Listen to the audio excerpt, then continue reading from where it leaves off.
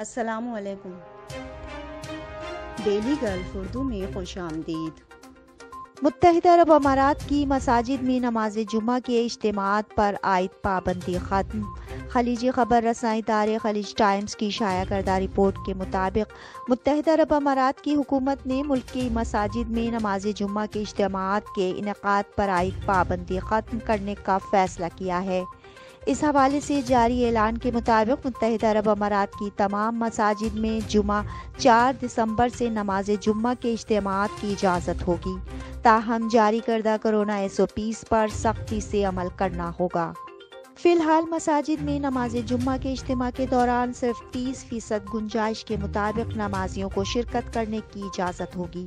جاری کردہ SOPs کے تحت مساجد خطبہ جمعہ سے 30 منٹ قبل کھولی جائیں گی اور پھر نماز کی ادائیگی کے 30 منٹ بعد بند کر دی جائیں گی۔